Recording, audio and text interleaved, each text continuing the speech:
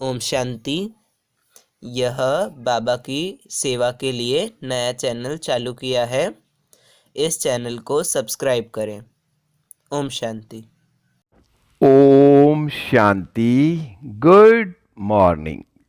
4 फरवरी 2022। मीठे मीठे बाबा की मीठी मीठी मुरली का मीठा मीठा मनन हम सब फरिश्ते मिलकर बाप दादा के साथ करते हैं। बाबा संदली पर बैठे हैं और हम सब फरिश्ते बाबा के सामने बैठे हैं। बाबा दृष्टि दे रहे हैं और वरदानों से भरपूर कर रहे हैं।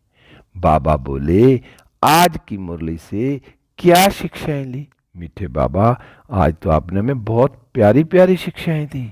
बाबा, आज आपने कहा, मीठे बच्चे अपने दिल रूपी दर्पण में देखो कि अंदर में कोई भूत तो नहीं है।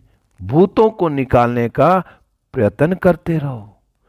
शिव बाबा संगम पर आकर हमें कितना कितना ऊंच बनाते हैं। और वो ऊंच कैसे बनाते हैं कि बच्चे सबसे पहले क्या देखना है।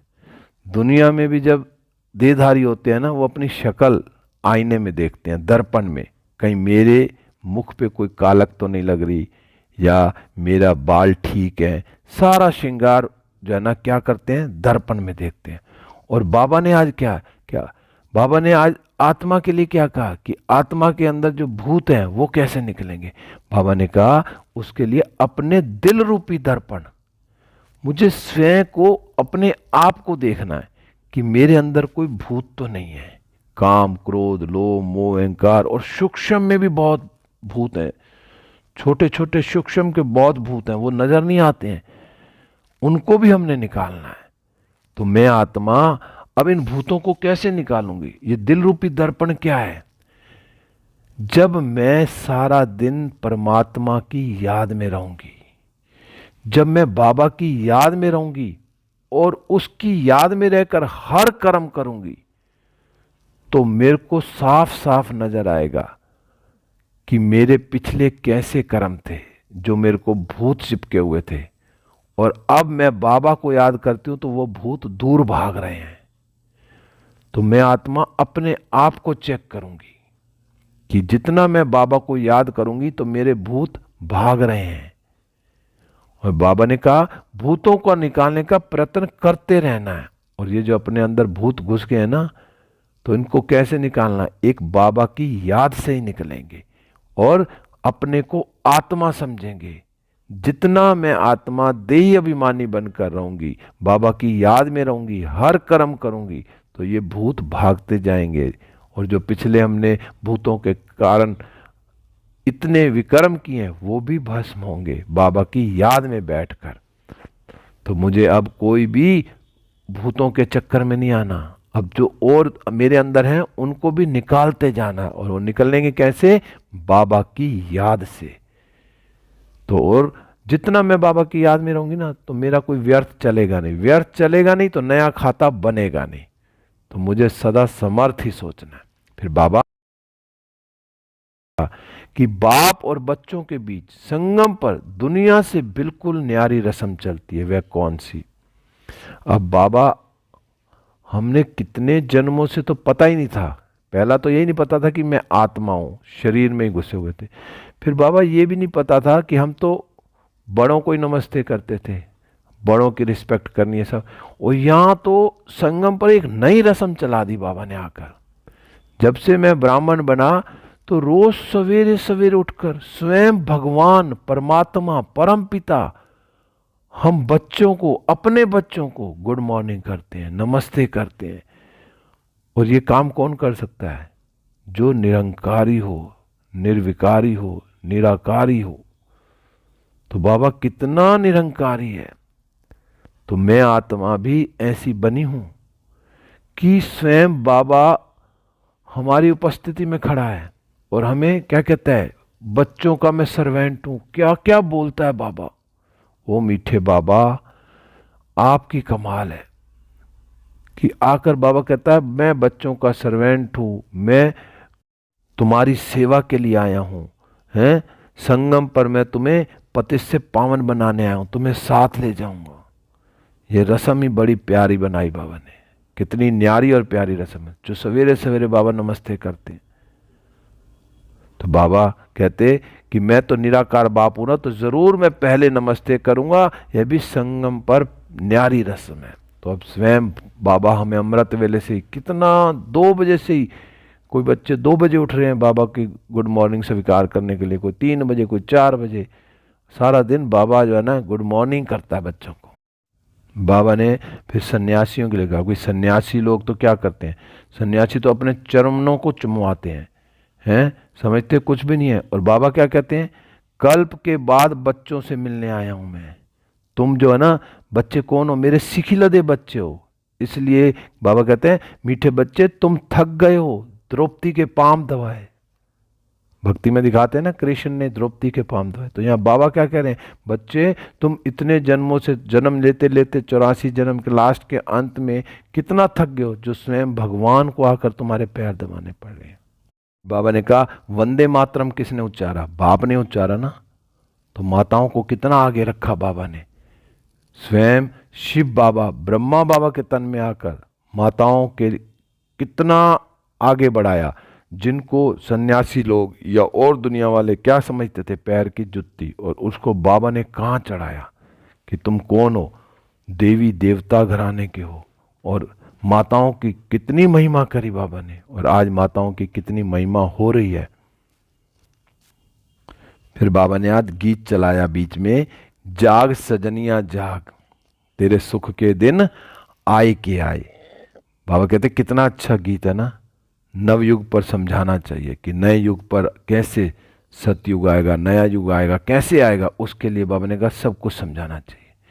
बाबा ने कहा प्रदर्शनी में भी या कोई और भी बड़े लोग आते हैं ना, कोई समझाता है और कुछ वो क्वेश्चन पूछते हैं, तो वैसे भी जब कोई आए कोई क्वेश्चन पूछे, अगर ना आए तो अपने अंदर अहंकार नहीं आना चाहिए, तो उनको समझाना चाहिए कि मैंने अभी इतना पढ़ा नहीं हुआ, मैं इतना जानता नहीं हूं, मैंने जितनी पढ़ाई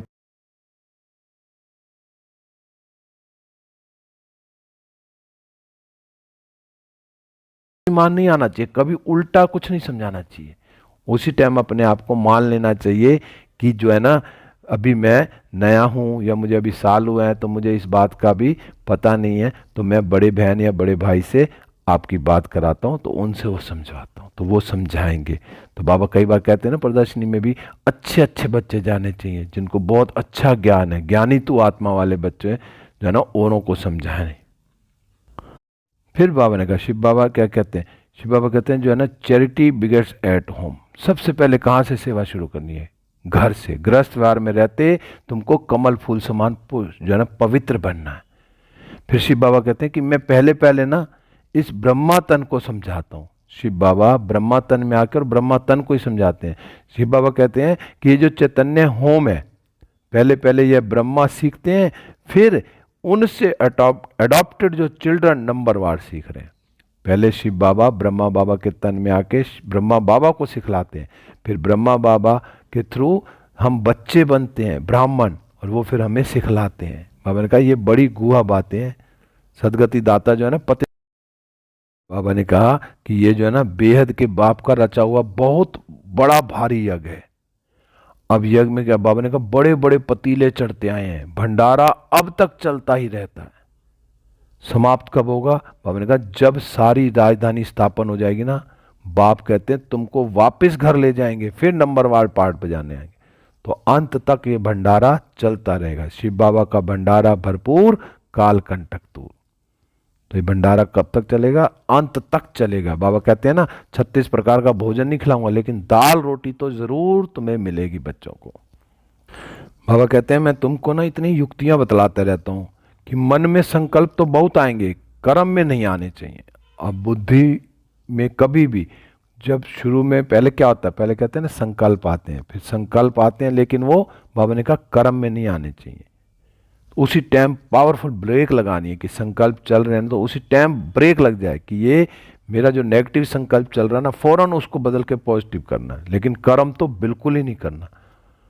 बाबा तो हमें अच्छे अच्छे कर्म सिखलाते हैं ना। बाबा ने कहा कर्म अकर्म विकर्म की गति का ज्ञान भी गीता में है, और तो कोई नहीं जानते। बाबा ने कहा, आज गीता का भी बताया बाबा ने बार बार कि गीता किसने बनाई, किसने लिखी? शिव बाबा ने। तो बाबा ने कहा विक्रम कराने वाली कौन है? माया है। और वो जो माया ना, वह सतयुग में नहीं होती, तो सतयुग में कोई विक्रम होता ही नहीं। बाबा कहता है अब श्रीमत पर चलने से ना तुम क्या बनोगे? स्वर्ग में चले जाएंगे। अगर श्रीमत पर चलेंगे ना, हम बाबा की पूरी पूरी श्रीमत पर चलेंगे, तो हम फिर स्वर्ग में चल सकते हैं। तो उन्होंने कहा ये किसी मनुष्य की मत नहीं है, जो बाबा मत दे रहा हो कोई मनुष्य की मत नहीं है। बाप की श्रीमत से स्वर्ग बन रहा है, स्वयं भगवान की श्रीमत है, कोई ये किसी आदमी की या मनुष्य की मत नहीं है।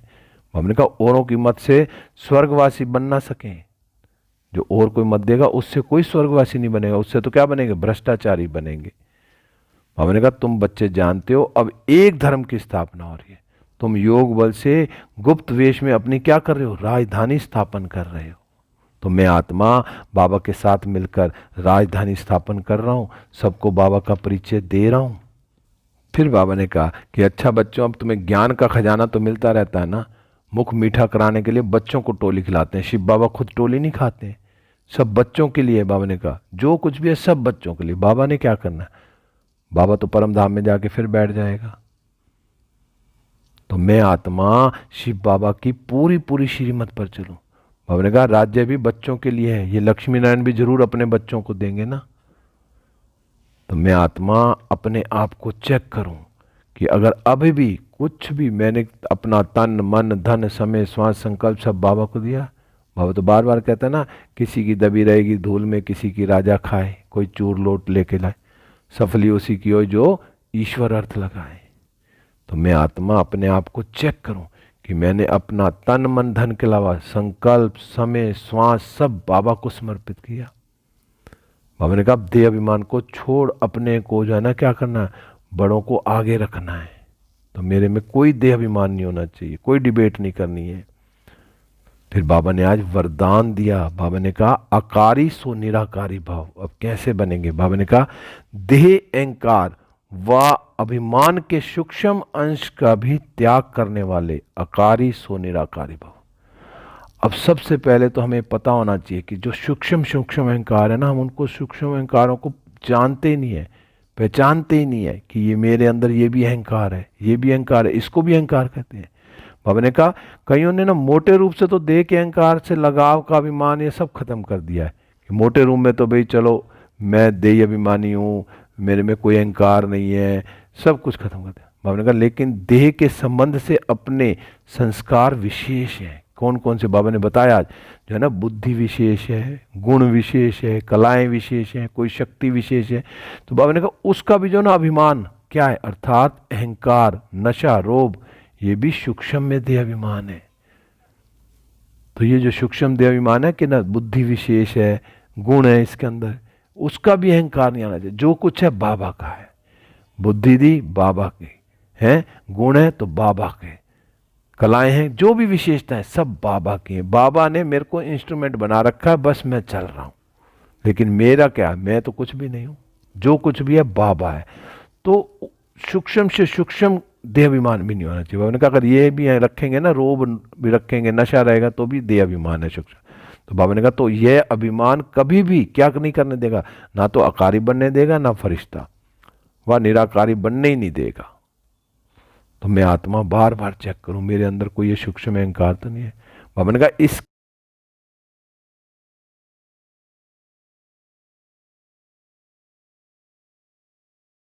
कारी बन सकेंगे। तो मैं आत्मा बार बार देखूं कि मेरे अंदर कोई भी ऐसा कोई भी देह अभिमान वाला अहंकार ना हो, ना नशा हो, ना रोब हो। कोई गुण भी है तो किसका है? बाबा का है। सेवा किसी करी, बाबा ने कराई और भूल गए, तभी हम क्या बनेंगे? तो सहज अकारी सो निराकारी बन सकेंगे। तो यही प्रैक्टिस करनी है अब सारा दिन कि मैं बाबा का सब कुछ, और बाबा की तरह मैं भी, बाबा बिंदी मैं बिंदी, ब्रह्मा बाबा फरिश्ता मैं भी फरिश्ता। फिर बाबा ने आज स्लोगन में कहा समय पर सहयोगी बनो तो पदम गुना रिटर्न मिल जाएगा। अब जब जिसको जिस चीज की जरूरत हो श्रीमत के हिसाब से उसके सहयोगी बन जाओ, तो उसके बदले बाबा कहते हैं तुम्हें क्या मिलेगा? पदम गुना रिटर्न मिलेगा। तो सबकी सेवा करते रहो। ओम शांति, ओम शांति। अब हम सब फरिश्ते उड़ चले विश्व ग्लोब पर। बाबा की किरणें मुझ फरिश्ते पर और मुझसे सारे विश्व की 800 करोड़ आत्माओं पर, प्रकृति के 5 तत्वों पर, 9 ग्रहों पर, पशु पक्षी जीव जंतु सब पर जा रही, सब सतो प्रधान होते जा रहे हैं। सब आत्माएं बाबा की किरणों से भरपूर हो रही हैं। मैं फरिश्ता बाबा के साथ सारे विश्व में सतोगुणी किरणें फैलाते हुए वापिस सूक्ष्म वतन में बाबा से दृष्टि लेते हुए वरदानों से भरपूर होकर वापिस इस देह रूपी मंदिर में हूँ, बाबा की किरणों के नीचे हूँ। ओम शांति, ओम शांति, ओम शांति।